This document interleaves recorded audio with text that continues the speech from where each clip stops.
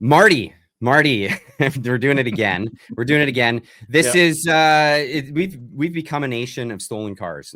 Completely, it doesn't matter where you go. In fact, so much so that the police are telling people to just leave their keys at the front door to avoid B&Es or becoming violent.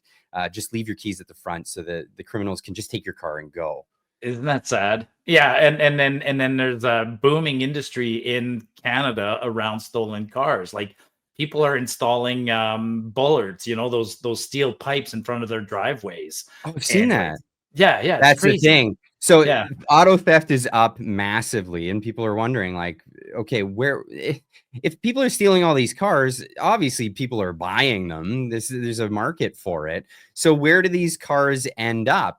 And we found out this. So hang on, what's that video? This is this shows just how quickly somebody can steal a car. Like just how quick it can happen. It's a carjacking, basically. And then boom, they're gone. Yeah. Before you've even figured out what's happened, they've already guy was even on the side doing something else, and that's it. So they're gone. They're out of there, and obviously there's a buyer at the end of this. And where do these things end up? Well, we found out this week. Here's one location. Here's a place, I don't know, somewhere in the middle of Africa, where they found a car that has a Quebec license plate. Well, yeah, like everybody was sharing this video at first, and I thought it was just going to be one of those funny videos where you got to admire the ingenuity of these people, or maybe the car was going to flip in the water, and then somebody points out there's a Quebec license plate on the car. Right. So somehow this car ended up all the way over in some African country, and this is how they're handling them around. I mean, they have to obviously be going for quite a cheap price for this to be the situation at hand. It's insane. Somebody should hire those guys. We could use guys like that here in Canada. Like when we talk about skilled labor, that's skilled labor, man. They got a whatever, a 4,000-pound car on a birch bark canoe kind of thing. Like, good for them. Well, it's kind of like those guys that leave Cuba, and they manage to go through shark-infested waters, and they have like these elaborate boats they've created with like old 1950s automobiles and like prop shafts that they've welded onto drive shafts. And yeah, those are the people you want to keep. Those are the people you want to keep if they're coming into your country. And one last thing on that video. Remember that show? There used to be a TV show where guys would open, they would bid on storage lockers. Like, and I always thought, like, there's some poor sucker who's watching this video right now, and he's looking, and that's his locker. Well, somewhere in Quebec, maybe tonight, somebody watched this video and went, "Hey, that's my car." Well, good luck getting it back. Seriously. And it's been a real issue. So there was a story a few months back where a guy had an Apple AirTag, is that what they call them? Yeah. On his car, and somebody had stolen the car, and he had the GPS location of it. And maybe it wasn't an Apple AirTag, it was just the car. The car had GPS on it, and he tracked it with the police. He called up the police. He tracked it to a train yard where it was in a car. And the police went all the way to that spot, and then right at the gates they said, "Oh, sorry, we don't have jurisdiction here." Wow. Well, and you bring and actually you bring up a point. I think car theft is probably one of the easiest crimes we could solve, right? I mean, there's many technologies to disable a car almost instantly, and if it is stolen, like, you can't tell me that somebody doesn't know where every car is at any given time, right? You show up to the police with your serial number, and I'm sure there's a technology to track that car. I mean, every car is equipped with what? Wi-Fi, GPS, OnStar, stuff like that. Like, it should be. Well, I don't know. But then the problem is when they turn on that machine, they suddenly see, oh, there's 653 cars sitting in sea cans at the Montreal port or at the Vancouver port, right? It's an industry. It's an industry, and it's. Yeah. I mean, I don't think we need to limit our liberties by giving the government a way of disabling our automobiles, but like we can do simple things like, I don't know, when you catch the thieves, have harsh punishments and don't just give them bail immediately, so they can go out and do it again and again and again and again. No, put them in jail. Jail instead of bail is always a great incentive. You take away people's freedom for committing crimes, and they're pretty quick to respond to that incentive. Or you do like I do, you buy a standard transmission car. I mean, you fix those once in a while, right? What percent of cars that come through your shop are standards versus automatics these days? 5%, maybe? Not even? No, maybe a bit higher than that. Maybe 10 to 20%, about that. Yeah, that's my theft deterrent. Make sure I have a standard car. That's funny. If thieves, they can't even drive standard. Oh, no, that's no joke. That's no joke. Yeah. Well, they don't call it standard anymore. Automatic is the standard. They just call it manual, manual transmissions. Right. But that's it. But that's not the only thing to come out of Quebec these days. Stolen cars. We had Justin Trudeau go off to see Taylor Swift, and while he was gone for the day, there was a giant riot in Montreal. Yep. They tore the city apart. It was insane. Do you have video of that? No, we probably don't. We don't want to. You know what? We don't want to glorify it because it was crappy. But yeah, I think the story there is what you just said. I mean, there was protest. It was Palestinian Middle East conflict kind of protest, and it got out of hand. No arrest, right? So what the story is not the protest. The story is the two other stories. The story is that nobody got arrested during the protest for doing like a bunch of damage, right? Which we call mischief. And simultaneously, like the day before that story, the day before the riot, you got a guy like Pat King, one of the prominent figures in the Freedom Convoy. He finally after 2 years, his trial came to an end, and he got his sentence, or not his sentence. Just a guilty verdict. Yeah. His verdict. He got his verdict. And so his verdict is whatever, five guilty out of 9 charges. And they're all around mischief. So in Montreal, nobody gets charged with mischief. But the bigger story was, Trudeau. While Rome is burning, while Montreal is under fire, where was Trudeau? If you have videos of that, you could show them. But well, people were comparing him to Nero, and that was the whole thing. Actually, I do have a bit of an intro here. I can share this one because this one, I put this out on social media because it was ridiculous. Just the take from Trudeau. I mean, he's just so creepy. Asking all the moms to step out of the room for a minute so I can talk to your kids. What is Justin Trudeau doing here, guys? Hello?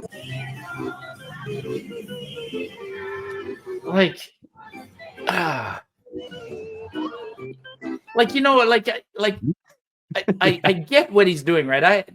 I have a daughter, and once upon a time, like 20 years ago, my daughter was 10 years old. So if my 10-year-old daughter said, "Hey, Dad, can you take me to," who would have been at a concert 10 years ago? I don't know. "Can you take me to see Shania Twain or Madonna?" I might have said, "Okay," right? And me and Karen go with our daughter. Would I be standing there? It would be like Britney Spears or something. I'm a little more juvenile. Yeah, sure. Would I be standing there? Like I'd be there like a proud father, but would I be dancing with the little girls, exchanging bracelets while my country was rioting? No. See that for me, when because somebody asked in the comments, like, what was on his wrist? And then it dawned on me, it's like, wow, the guy is a psychopath. Totally. I mean, only psychopaths are the type to keep trophies. That's okay. That's where my mind went immediately with that one. It's like, not only is it really inappropriate, but he's out there and he thinks it's fine to collect these trophies. This is the thing. He wore one of those bracelets in the House of Commons. Not only to the House of Commons, he had some like otherworldly summit that he had to go to, and he wore it there. Just mind bending. This is a guy that's supposed to be running the country. Well, and then since then, I've still met people who kind of defend him, right? People go, "Well, he is a father, and he should, he's entitled to doing normal parent things." And my retort to that is no, he's not actually. When you choose to be whether president of the US or prime minister of Canada, we accept as a society that you're going to make some sacrifices Yeah. You have to make some sacrifices. You don't get to go do whatever the heck you want. And in return for the fact that you're doing sacrifices, that's why he has a cottage. That's why he has a primary residence and cooks and things like that. But Trudeau, forever and ever, that's what he wants. He wants his cake and he wants to eat it too. He wants the entourage. He wants the power. He wants the private jet. He still wants to go surfing. He wants to go to the concerts. Like, you know, but but at the same time, I'm like, okay, keep doing that, and hopefully it'll backfire on you at some point, and then nothing sticks to the guy. Nothing sticks. I don't know. I don't know how, but I don't know how this new thing isn't going to stick. Now we're in a sticky situation as a whole in Canada. And so if the Canadian public is not going to make something stick on Trudeau, it might have to come from an outside place. It might have to come from somewhere else. And right now there is some serious pressure on Canada because we have a deadline. We have a deadline, and the deadline is January 20th, the day that Donald Trump is inaugurated as the 47th president of the United States of America. And he's made a promise. He's made an absolute promise. I'm thinking of flying down there for that. Like, I'm seriously thinking, like, it's like, I'm looking into it going like, anyways, sorry. But yeah, I'm thinking of going. Yeah. January 20th, Trump takes over. It's a whole new ball game, man. Trump 2.0, right?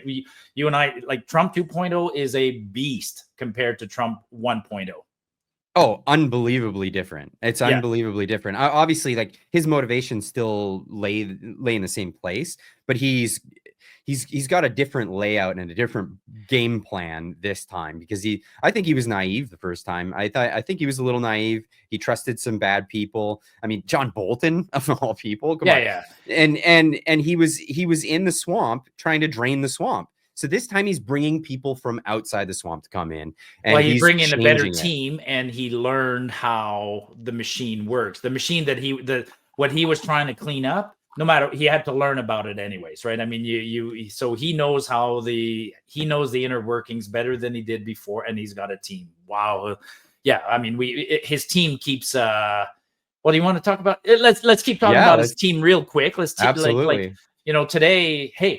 Today, there was yesterday there was a cool announcement, right? So part of his team is Jay Bhattacharya, right? And I know Jay, you know Jay. Yes, actually, you and I were on stage with Jay. We spoke with him, yeah. Which brings up a cool point that you mentioned, right? You and I are 2 degrees of separation from the man, Donald Trump. Yeah, that's right. That's unbelievable. I actually reached out to Jay today, said, dude, like, if you need a Canadian ally, like, or anybody, a Canadian influencer, somebody on the same page, like, because so for people who don't know who influencer, myself, so for people who don't know who Jay is, Jay wrote the Barrington Declaration or helped co-author it. And he was one of the most vocal people who was opposed to who immediately saw vaccine mandates and COVID mandates and all those as major overreach and trampling of rights and stuff like that. He was very vocal in the US. Like anybody else who was vocal, he was canceled. God, he was actually Canadian lawyers who were suing the government, like the Peckford case in particular. There were several cases where they tried to bring in Jay as a witness, and even our court said, "Oh, well, Jay, can't be a witness." Anyways, here's a great clip. I'll bring this one up. This is to get a better idea of who's going to be replacing Dr. Fauci. Now, this is, you have to understand, this is that position. Trump is putting the best guy in place to change. This is a sea change entirely. Public health bureaucrats operate more like dictators than scientists during the pandemic, sealing themselves off from credible outside criticism. Consider, for instance, the treatment of scientific dissidents outside the government who contradicted public health dogma. In the earliest days of the pandemic, public health bureaucrats organized a cover-up of the hypothesis that COVID emerged as a result of a laboratory leak, calling scientists who proposed the idea conspiracy theorists. Only recently have official bodies started to admit the hypothesis is plausible and maybe even true, and certainly not a conspiracy. Where do the scientists whose careers were destroyed advancing the idea go to get their reputations back? When Martin Kulldorff of Harvard University here today, Sunetra Gupta, a professor at Oxford University, and I proposed a focused protection alternative, not a herd immunity alternative, to lockdowns in October 2020, Then NIH director Francis Collins labeled the three of us fringe epidemiologists and engaged a media campaign to take down our proposal, to which tens of thousands of doctors, epidemiologists, and scientists endorsed, including a Nobel Prize winner. Under the banner of combating misinformation, government health agencies use their power to collaborate with social media companies to control the public conversation about science, COVID science, and policy. The pattern repeated itself throughout the pandemic, with science bureaucrats abusing their authority to create an illusion of scientific consensus in favor of destructive ideas when none existed. So the American people deserve answers to fundamental questions about the pandemic. On what empirical basis were schools closed? Did public health decision makers consider the harms of their policies as thoroughly as their putative benefits? Why did authorities ignore recovered immunity or failure of the vaccine to prevent disease transmission in recommending vaccine mandates and discriminatory vaccine policies? With such a litany of failure, the American people deserve an honest COVID commission to evaluate the response and document all the errors as well as the few successes. Well, it looks like we might actually get that. So yeah, because this is an older video, right? Yeah. This is not recent. This is no, Jay, just to get a flavor of who Jay is and what he's about. Yeah, I mean, it's so and you know, and it's my opinion, Jay didn't position himself. Like, he's not the kind of guy who 3 years ago was like, hey, I'm going to take this stance because Donald's going to get elected. No. This is a man with this is a scientist, doctor with strong convictions who's just the right choice. So he's gonna lead his mandate, not his mandate. We don't know exactly what Trump has told him to do, but what Jay wants to do is he wants to restore credibility to the scientific and the medical community. And I think that's for me, it's the only way to go about it. This is fantastic. It's great because he stands in direct opposition to characters like Fauci, like Teresa Tam, like Bonnie Heimler out here in British Columbia, the crazy one that you had in Alberta. Dr. Hinshaw for us. Yeah. He stands in complete opposition to that way of thinking. Dude, just now me saying that word, Dr. Hinshaw, like, to me it invokes like memories of almost like an evil scientist. Like that's what it's sad, but that's what's happened to me. Like the doctors, for me, some doctors have lost so much credibility because of this. So good luck, Jay, because you got your work cut out. Oh, he's got his work cut out. But this is great because it turns out we were vindicated. The real science deniers were the ones at the helm. The real people that were denying reality were the ones at the helm. And now we've got an adult at the wheel, and hopefully he can write us back on the straight and narrow. And we were talking about him because he's the latest addition to the Trump team. So let's go back to that, right? Like, look at the Trump team that he's whatever, what's the term? He's appointing, he's appointed, put together. He's put an amazing team. Well, Gates is out, so that's news since the last time we chat. Gates, I heard Zuckerberg was invited to Mar-a-Lago or whatever. Why would Zuckerberg go there unless he was sent there to kiss the ring or to be? Well, he's been whiffle waffling. You know, he's made signals that he's hoping to not get punished massively for what he did during the pandemic and during the last election cycle. So it looks like instead of a kissing the ring, he's trying to position himself as like, no, I'm really based, man. You know? Yeah. And I'm not on the Epstein list just to, or whatever. So I don't know. I know he's a weird guy, but he doesn't seem like weird like that. He's like weird. Lizard person. Like, man, the list of celebrities like escaping and the stories, like, who was the other one yesterday? Somebody in the US, I'm drawing a blank, but every time some actress or actor makes a statement that I'm flying to London or I'm getting out of the country or whatever, like within seconds, all the pictures of them hanging out with P. Diddy and others start to show up. Who was the one yesterday? Anyways, it's a long list. So Trump, a lot of people have been so fervent against, and this is really the moment of transparency. We have Elon Musk, Vivek Ramaswamy going in to run DOGE, the Department of Government Efficiency. That that alone, I mean, dismantling government agencies, a lot of information will come out during that process. And you'll have a lot of people rolling over on each other just to keep their cushy job. So, I mean, I can't wait. This is going to be so entertaining. It's not going to end. It's going to be just day after day, new news, new stuff coming out. Well, it's going to be entertaining, but what I'm hoping for is I hope it's effective. I hope it kickstarts the American economy and makes them so powerful that we have to pay attention. Because I'll tell you right now, based on what I've seen in Canadian politics, Trump made his announcement yesterday or 2 days ago that he is going to slap a 25% tariff if we don't smarten up. Mm-hmm. And I saw Pierre's initial reaction. It's cool that what's his logo? Canada First. I get it. It's cool. But quite honestly, Pierre, you're ill-equipped to deal with Trump. I mean, start building your team real quick, Pierre.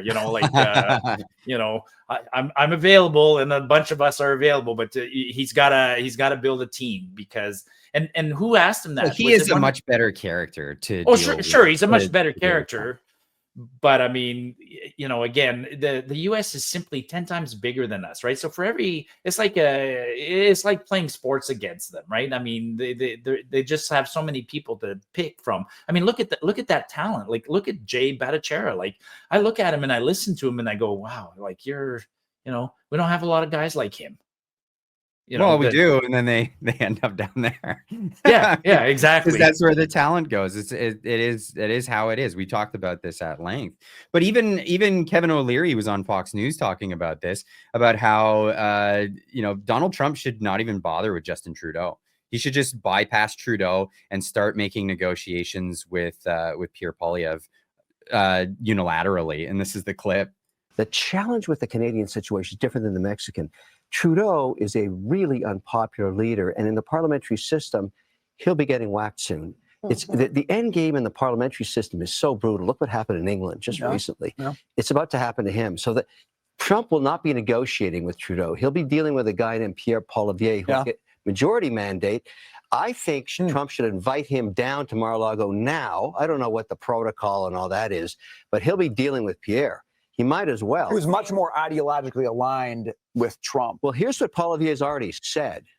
I'm going to lift the ban on pipelines. I'm going to kill the carbon tax to be competitive with Texas. And I'm going to open all kinds of investment in Canada. That's Trump's kind of guy. So I know he talked to Trudeau last night. Yep. Trudeau is checking out of Dodge. Trudeau is checking out of Dodge. And he's not coming back from this. In the reverse of that, like closer to home here, Danielle Smith, the premier of Alberta, is kind of taking that stance, right? We've been telling her, I've been telling her on social media and in person once, like, why are you bothering? Why are you dealing with Trudeau or Guilbeault, right? She not worth it. Just ignore them. And so finally, she is ignoring them. She accepted. She's going down to the Trump inauguration, and I think she's already put some envoys, like officially send people down to meet with the Trump administration, because we have we have what they want, right? Oil and everything. I mean, like everybody keeps asking me, is Keystone XL back on the table? I think it is. I think all of it ought to be. And like, here's the thing. We're going into a new era. We're going into a different era. This isn't the era of the first Trump. This is a completely different era of that. And you can see that just in the demographics of what's happening in the United States. They had polls running about just, the approval of the new president coming in. After his first office, he was at like pretty low approval going in, even though he won the election. This time he was at like plus 18 points. There's this big honeymoon that's happening with his new voter base. Like, this is serious. He's got a mandate to govern now. He's a completely different man. I mean, I miss him on Twitter. Like, and that was my only complaint about him the first go around, right? He's one of those guys where, you know how like words speak loud or actions speak louder than words. He's one of those guys. His words are terrible, were terrible. In the first administration, his words were terrible, but his actions were beautiful. But people fixated on his words. They were just and now, brash. I mean, anybody sure, can he be is, brash. but now he's going to do. Get over it. Is really. Yeah, but now he's going to do both. Now he's going to have the right words and the right actions, which is you know, like, I mean, I hate our guy. That's why I hate Trudeau, because Trudeau is like, oh, he's got the great words and the lousy actions, you know. And well, absolutely lousy actions. Yeah, and here's the thing. So Trump put forward this. Everybody's freaking out on CBC, CTV about the 25% tariffs and how that would lead us into a recession, as if we're not already in a recession. It would be a depression, is what it would be. It would push us into a depression. That's nasty. It's really nasty. But we could just comply. You know, the compliance that Trump is asking for is actually what the Canadian voter base is asking for. And the reason why voting polls have shifted so far towards the Conservatives at the moment. So many people want law and order, secure borders. None of these, I mean, I can't say the word, ideologically motivated people that use violence for political ends. Those people, as well as people, you know, doing narcotics, like passing that stuff around. So it's very simple. This is what the voting population of Canada, who's being held hostage by a couple of MPs that want their pensions at the moment, just comply with Trump or step aside. So the guy we want in will be able to comply with that. I know we're not supposed to do this, but I'm reading a couple of comments that are going by, and I need to clarify one thing, because one person said Trudeau has great words. Like, what am I smoking? Let me paraphrase that. Like, yeah, Trudeau does not have great words. He's an idiot. He's an idiot, but he knows how to play a room and talk and walk with his, you know, and then he has an appeal to a certain group of people. That's what I meant by that. He doesn't fool me. He doesn't fool Clyde. He doesn't fool anybody in this audience, but let's admit it. He can work a room, right? Whereas, anyways, let's, sorry to cut you off. But the thing is that whole allure, like, that's the thing. I think he's a psychopath. I'm sorry. I'm just gonna. He's a narcissistic psychopath. Is what he is. Like, he's a terrible combo. But that's the thing. So, like, a narcissist will be, you know, very, you know, compelling and very convincing up to a point. And once enough people have been screwed over, there's nobody else to compel. You know what I mean? It doesn't matter. It doesn't matter how evangelical or evangelistic or whatever you want to call it, how convincing you sound. No, people get burned. They don't trust that guy anymore. Trudeau's run out of victims. He's run out of victims to perpetrate. Unfortunately, you and I have been saying that for about a year and a half now. Like, I just, like, you know, like, if I go back to old videos, like, remember I bet a bottle of whiskey probably last year at this time saying he wouldn't make it till Christmas, and here we are, like, you know, here we are, and I still don't have that bottle of whiskey. Wait, what? Yeah, was that with me? Yeah, well, okay. No. With you, it's probably a bottle of Caipirinha. No, not Caipirinha. What's the stuff we make Caipirinhas out of? Cachaça. Cachaça. Yeah. Ooh, now I just got a craving. Okay, now we need hot weather for that, but we'll do that next time the sun comes out. But yeah, speaking of Trudeau in the end, and so Trudeau now has. I don't think Trudeau knows what to do right now. I mean, he's got Donald Trump on south of him. He's being attacked from all sides here in Canada. I think Trudeau's checked out, right? He went to the concert. He came back, and what's the first thing he did when he came back? He announced this weird, "Hey, I'm going to give you all a break on essential goods at Christmas." Like, a GST though, and okay, this story drives me bonkers. Because I've made several videos about this now, because people just don't understand economics. It's sad to me that's the reality of the situation. But I try to teach people about economics as much as I possibly can. It's very valuable to understand this, because what is economics? It's the study of looking at incentives and how people will act based on those incentives. Now, there is a law called the law of unintended consequences that Trudeau just still can't figure out. He's flubbed this one his entire career, and he's just running into rookie mistake after rookie mistake. Yep. Putting a pause on the GST will cost after a certain people, date. Well, it'll cost people, yeah. no, so from a date to a date, Yep. is going to put more cost on the end product. This is inflationary. Now, people want to talk about the loss to government revenue. That's one thing. So there'd be a few $1 billion lost in revenue from that, but that's lost revenue. I'm talking out of people's pockets. So this is going to be an additional cost to everyone. And this is why there are so many retailers. There are so many people who do GST. I mean, I do GST with my videos. I have to do GST. But all of the retailers that have these exempt items, they don't sell just the exempt items. They can't just turn a GST off on the cash register thing. They have to pay programmers to go through their entire inventory and make programs, set it all up. Yeah, This is an additional cost over just the holiday season.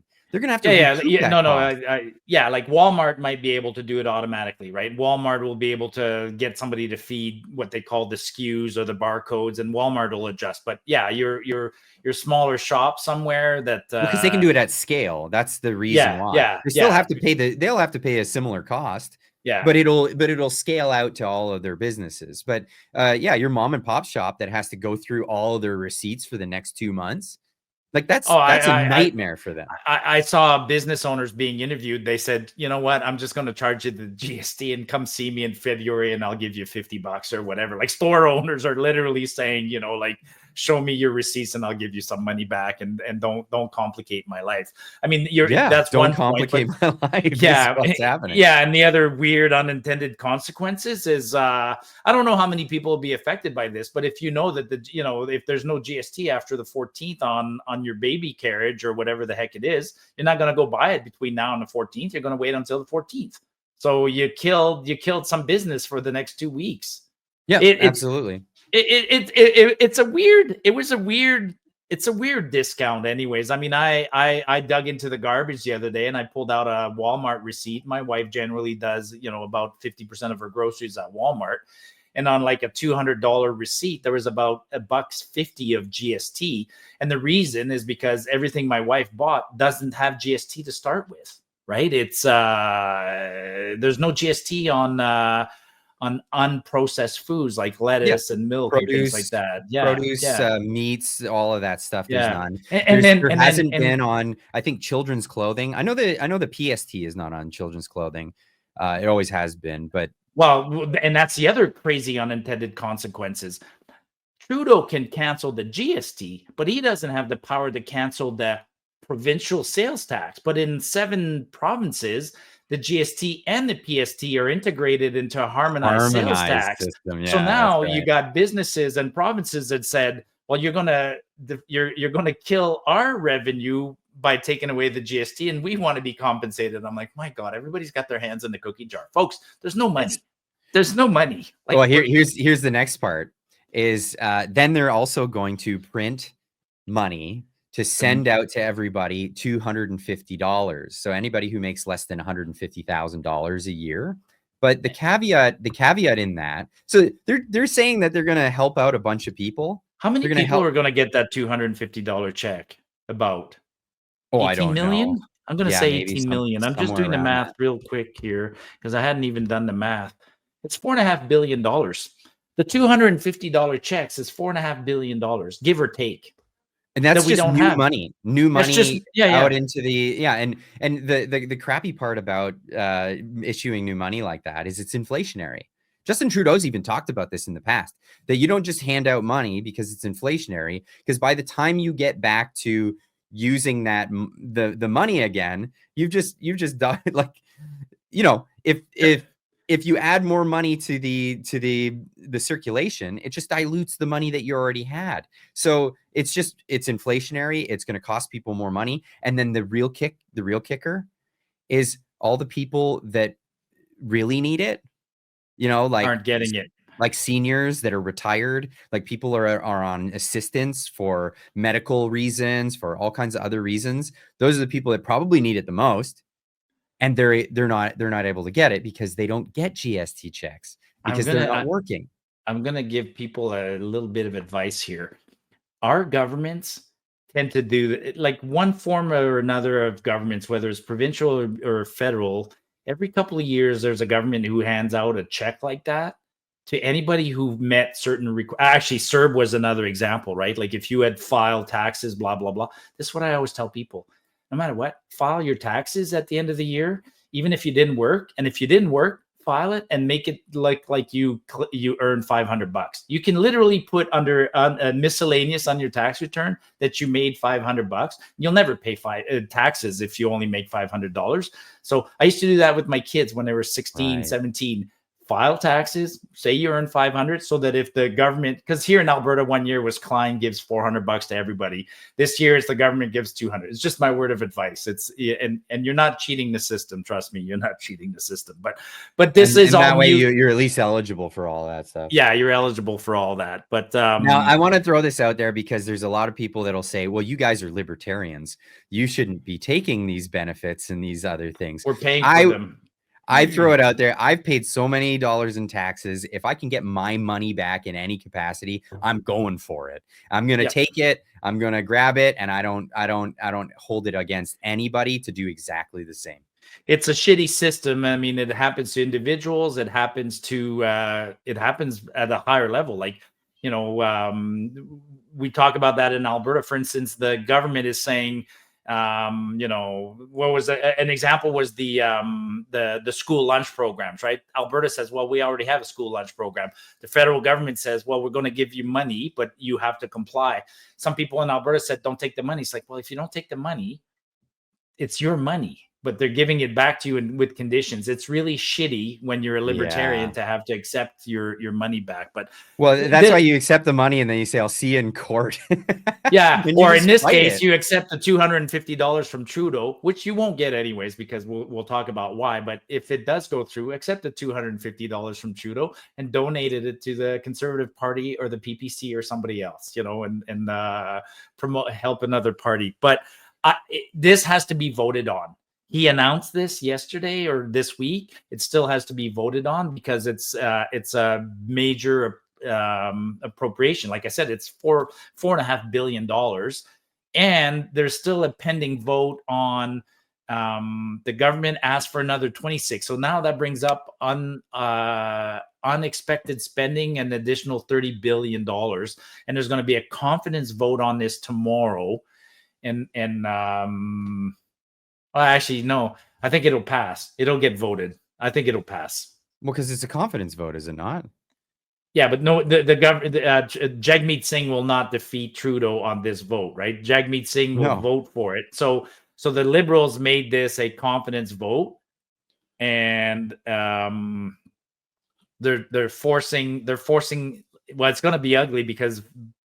Just by purpose of who they are, the Conservatives will have to vote against a GST break and a $250 check. But and a lot of dough heads out there will think, oh, aren't they so mean, big meanies, not giving us the money that we were told we were. Actually, it'd be interesting to see if the Bloc votes against it, because Yves Blanchet or whatever his name is, he still, you know, he said that he would only support it. Back to your point, he said the most vulnerable aren't getting the money. So he said he'll only support it if the $250 is extended to retirees and other people. So if he's a man of his words, he'll vote against it tomorrow. But then he's got nothing to lose by voting against it if he knows that the Liberals and the NDP will vote for it. So he can look like a man of honor and vote against it and still get the goodies, right? Whereas Jagmeet has no shame. Jagmeet will be, I said that today, man. Like he will never, he'll never grow a conscience and no, actually he'll brag about it. He'll make it sound like it was his idea. I just wanted to share this image because Grok has been doing really good. I love the AI for making images. I wanted to say, throwing it out there that throwing out free money to fight inflation is like putting gasoline, or trying to fight a fire with gasoline. And I asked Grok to make this image, and it made a perfect image of Trudeau and Freeland. Wow, that's awesome. Hey, do you have the clip of Freeland talking about?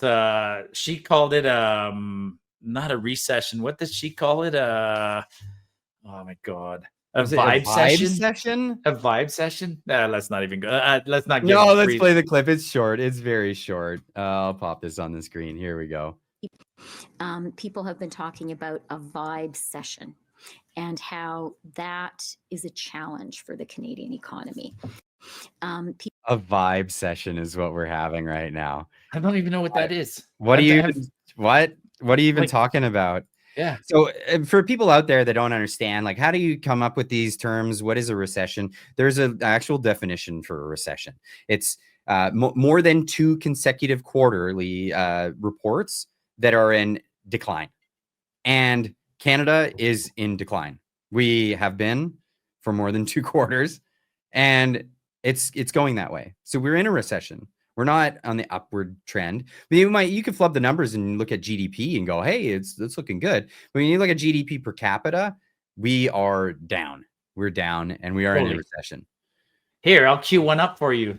I'll make your day. The Bank of Canada today or yesterday said we are in a recession, and the Bank of Canada put out some alarm bells saying we are going into price deflation, and they put out all sorts of alarms saying that's super dangerous and super bad. So I've never lived through a major deflation, but what's your thoughts on deflation? Okay, so you have lived through deflation, and this is a big scare. So you get this from I'll explain it. So it depends on the market that you're talking about. So this is the big scare. So you get this from the John Maynard Keynes School of Economics. So they call it Keynesian economics. It was adopted by governments around the world because he advocates for deficit spending. That's how you jumpstart economies. Like, you got a booster pack and you're going to help people out.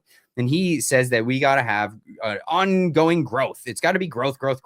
And in order to have growth, you need to have a little bit of inflation, because that incentivizes people to get out there and buy the things. If you have deflation, people will not buy items, and they'll tend to hoard them.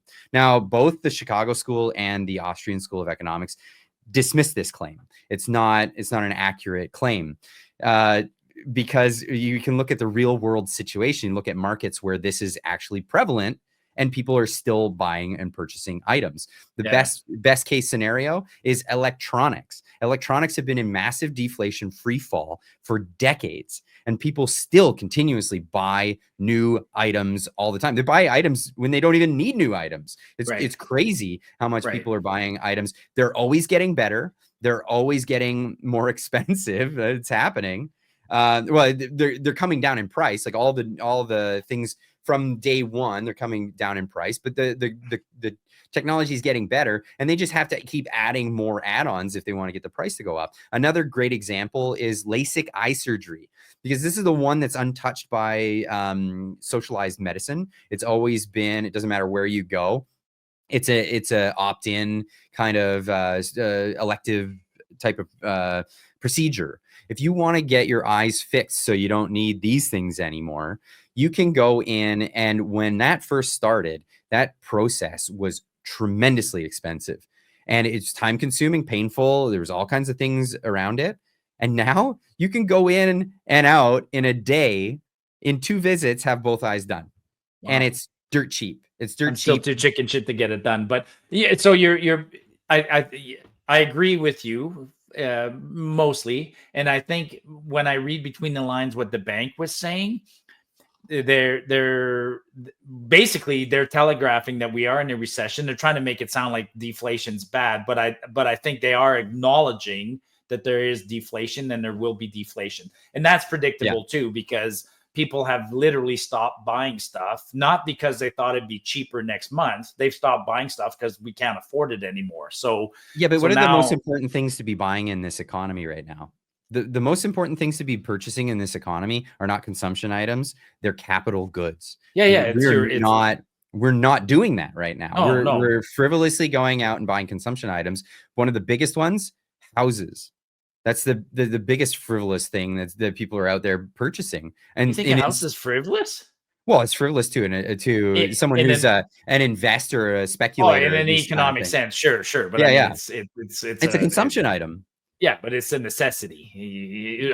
Or shelter is a necessity. Right, but it's bid up by all these people that are getting into that commodity for speculative purposes. Right. And for people who actually need those housing, they're getting screwed over in the end because of it. So there's one solution. That's the thing. If we were in a high inflationary situation, you would put a lot more it would put a pressure on people, just your average Canadian. It would put the pressure to say, why don't you put your money into a bank account where you'll make a lot of money in interest? And that interest will then go out into the market and try to bid up, entrepreneurs that are looking to buy capital for real business. Yeah. And that will be who ends up borrowing in that environment. And that's where real economic growth comes from. None of this inject the economy with frivolous money so people can go buy consumption items like consumer goods. That doesn't drive an economy. That just gets the greases the wheels for the moment. And it's not long lasting. Yeah, well, think about that $250. Like if you give 200, if next month if Trudeau gives $250 to every single Canadian, then the first $250 that every one of us will spend is worthless, because by definition we all got the same $250 for free from some crazy source, right? So it's worthless money that will dilute all the rest of your savings. Yeah, no, the Bank of Canada. I'll tweet about that tomorrow, because I think it's also telegraphing more problems, right? You and I have said that. I've said this many times. Like, Trudeau's not collaborating with Tiff Macklin, and the Bank of Canada is stuck between a rock and a hard place, and they keep telegraphing that there's a problem, and they can't do anything about it. And when I read in between the lines of their statement today, Trump's exacerbating their problem too, right? I mean, why would you? People have asked that question right now. Why would you invest in Canada, even for a GIC or anything else? The U.S. interest rates are better, their economy's healthier. Everything that we predicted would happen is happening, and poor Tiff Macklin and others keep ringing alarm bells. But also on the immigration front, all the things that we predicted are happening. It's unbelievable, and now we're in a situation where Trudeau has reneged on his promises to a bunch of people who he said we're going to be able to come in and become Canadians and live the Canadian dream, because the Canadian dream is not happening with that many people coming in such a short time. Now, all those visas are going to expire, and we're going to be in a situation where, they're going to have to go. And is that something that Trudeau is ready to do? This is Pierre Poilievre talking about this just recently. And again, this is another one that I'm having a hard time to understand. First of all, I understand that there's visas. It's mind blowing that there's 4.9 million, right? That means that 10%. Yeah, 10% of the people in this country right now are here temporarily. So I'm kind of curious at how many people are always here temporarily, but don't we normally return him home? Like like this is implying that if your visa expired in the past, it was a no-brainer. Like what's different now? Suddenly we're gonna phone people and say, hey, John, according to our records, your visa is expired, like you're going home. Like, and they said that people are gonna go home voluntarily. No, they're not. Well, that's the crazy part. And here's a concerned Canadian also with another tweet saying, about Mark Miller. This guy thinks that 4.9 million here on expiring permits and visas will voluntarily leave the country. No, this form of thinking has created the problems we're in now. It's unbelievable. And in fact, there's a contention now of people. Mark Gerritsen put this out today. This is a great video. This is from where he said from 2 hours ago. This is just today. Mark Miller thinks that these people are going to up and leave. That's not what they're planning to do. Listen to this. Hi, good morning, everyone. My name is Navjot Salaria. I came here in Canada in 2021 as an international student. After studying from York University, I got postgraduate work permit, and I started working in an IT company at a big bank. So I am one of 200,000 postgraduate work permit holders in Canada whose work permits are expiring in 2024 and 2025. International students were sold the Canadian dream by government, colleges, and their recruiters with the slogan study, explore, work, and stay. Our families suffered everything selling land, taking on debt, and paying high tuition fees to make this dream a reality. During COVID, we supported the economy by taking on essential and unsafe jobs many Canadians avoided and were not willing to take. Not only that, international students contribute $30 billion annually to Canada's economy through tuition, rent, and taxes. But recent changes to PR eligibility and the closure of some of the important provincial programs have left many of us in limbo.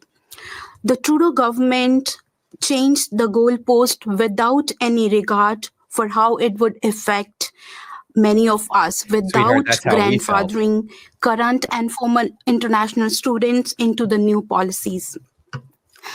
International students with expiring work permits are now being forced to pursue other ways to stay in Canada, such as applying for visit records, buying bonded labor contracts by LMIAs, re-enrolling to exploitative colleges, and in some cases applying for refugee claims.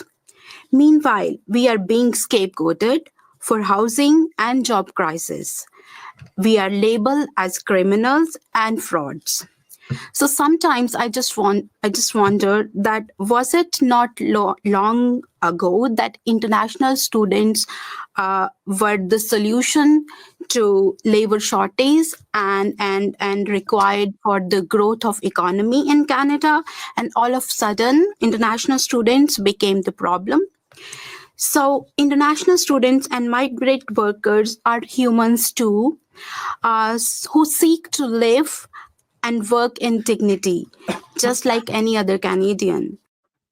So, I mean, that's loaded with a lot of stuff. Hi, good morning, everyone. Yeah, I mean, did you come here as a student or did you come here to work, right? Like they're contradicting. I mean, I saw this video. I've seen dozens like it this week. And I know my appetite for this, my sympathy is pretty low. And I think a lot of Canadians are getting equally low, right? I mean, like, you know, am I the only one who you know signs up for something and follows the rule and doesn't bitch when it's done? Like, you know, like if I am I that naive? I mean, like if somebody says, yeah, here's your here's rent for 3 years, and in 3 years the contract's done. When the 3 years is up, my contract's done. I don't start whining and saying whatever. You know what you signed up for. They all know what they signed up for. I mean, if I was a student in China right now and the Chinese government said your visa's up, you're going home, I go, yeah, that's what I signed up for. I'm out of here. You know, they're like, and I sound critical of students, but I'm critical of anybody in that boat. I mean, I had a friend who bought a house in a floodplain, and then his house flooded, and he got all pissed off. And I'm like, yeah, but why is it my problem? Why is it my problem? You like somebody told you you shouldn't build there. You ignored them. You built there, and then your house flooded out. Like, come on, like nobody wants consequences to any decisions. Like, you know, nobody read The Three Little Pigs to this guy. Yeah, like it's like this is what we learn. I mean, in Sunday school, you learn about the man who built his house on the sand versus the guy who built his house on the rock. I mean, this is I'm not. Yeah, I mean, if I like my father-in-law, like I'll go back to my father-in-law. Like he came here last week. He flew out of here to go to Costa Rica, and he's like, hey, Marty, help me out here. You know, while I'm in Costa Rica, I need to leave the country for 24 hours one day. So I'm going to book a ticket and go to Nicaragua. Like he's all planning about this. He knows the rules. The Costa Ricans have told him you can only stay here 189 days. And during those 189 days, you have to leave for at least 3 days. So he's complying. And he's if the authorities in Costa Rica on 212 days came to his house and said, hey, you're heading home because you violated the term of your visas, I wouldn't have any sympathy for him, even though he's my father-in-law. I'd be like, those are the rules. Those are the rules. You gotta go. That's it. And sorry if you bet the bank on a bad deal. It's Yeah. just, that's the reality of the situation. I mean, Yeah. I'm going through a similar situation Clyde, I right bought now. Bitcoin and it went down. Can I be compensated? No. No. No. Like, That's a risk. That's a risk. Yeah, it's a risk. And I'm going through a similar thing right now. So like, I'm a US citizen. I could move down south tomorrow because that's our plan. We're going to move down south. But my wife isn't a US citizen. So we're here and we're going through the immigration process. We're crossing all our T's, dotting all our I's, making sure that we get it done legitimately so that when there's no contention. There's no contention. I feel bad for these students in a sense. I mean, almost at any other time in our history, we would have been sympathetic to them, right? But it just so happens right now that the country is such a shit show that everybody's hurting and nobody's got my level of sympathy is pretty freaking low right now because it's tiring. I mean, I spent the summer helping my daughter buy a shitty place that was overpriced and having to renovate it. And here in Alberta, it's called the Alberta Dream and the Alberta Advantage, and it's eroded and it's happening across the country. And so we're getting frustrated, and it's not resonating, these poor students. Well, and then to throw stuff in my face like, oh, we took on the dangerous jobs during COVID. Like, oh, come on. Like, seriously. We were told to stay home. Yeah, exactly. Yeah, I mean, I didn't stay home. I still worked. And there's a lot of, if they were told to come over to Canada and stay home and get a government check, do you think they would have turned that down? No. Well, then I don't feel bad. Yeah, exactly. You know what I mean? No. That's my point of view there. But like, I do feel sorry for people who get scammed, but that's the thing. Take that up with Trudeau. Take that up with Trudeau. Take that up with his administration. Don't take that out. You cannot. You're not allowed. You don't have the authority to take that on the tax-paying citizen of the country. Sorry, that's just not the way it works. If you got scammed by Trudeau, go after Trudeau. Take him to court. Take him to court. Like, a politician lied to you. Get used to it. If you want to be Canadian, that's the first step. We should do like and again, I'm talking about Costa Rica because it's a teeny wee little country. Like, when my father-in-law flies to Costa Rica, he needs an exit ticket, not just one for going in, but one for coming out. Students coming in here, man, I want to see that plane ticket. I want to see the plane ticket that you're coming in here, and I want to see the one for when you're going home afterwards.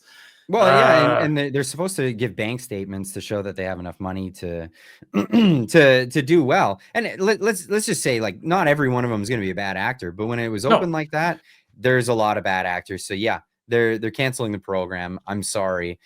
Go after the bad actors. That's the real thing. Well. I don't know if we have much time for anything else today, Marty. You wanted to, because we wanted to touch on the Lauren Southern thing because we didn't get into that. We didn't get into Lauren. We could do Lauren another day. It would suffice to say she demolished a committee. I mean, she was absolutely beautiful in committee. I just want to say one other little bit of news that I think was interesting this week, which was, again, it's no mention of it. The elections officer of Canada was in committee because they're still talking about that bill. I can't remember the bill, C-21, I think it is, the bill where they want to change the election date and to favor the MPs so they can get their pension or whatever. And the elections officer said, nope. He's like, the date is October 20th as it stands. And he's like, I can't push it to the 27th because that's when Nunavut is having their election. So and he's like, I'll move it ahead if you guys want to move it ahead. So that's good news because he said it basically made a precedent and he offered the government a perfectly valid alternative. So now Trudeau and others would have a hard time justifying. He said the elections officer said what many of us were thinking. Bring it forward. Yeah. Bring it forward. Earlier. Bring it forward. Make it earlier. Absolutely. And it puts the ball in their court to come forward and say exactly what it is their motivation is, their pensions. That's exactly what it is at the end of the day. Now, I want to kick this off for everybody that's watching this on Thursday morning and watching this after the fact or after that time. we're going to do the live Q&A from this point forward. If you want to catch the live Q&A next time, make sure that you're around on a Wednesday evening when we do this live. We're trying this out. It's going to be an experimental phase. If it works out, good, awesome. I love to keep going on with that. So, Marty, where can people find you? Marty Up North on Twitter and Marty Up North on YouTube, but I'm not very active on YouTube these days. But find me on Twitter for sure. And Twitter is an all-day live Q&A for me because I love to interact with people. Yeah. Awesome. Just without the video. Perfect. Yeah.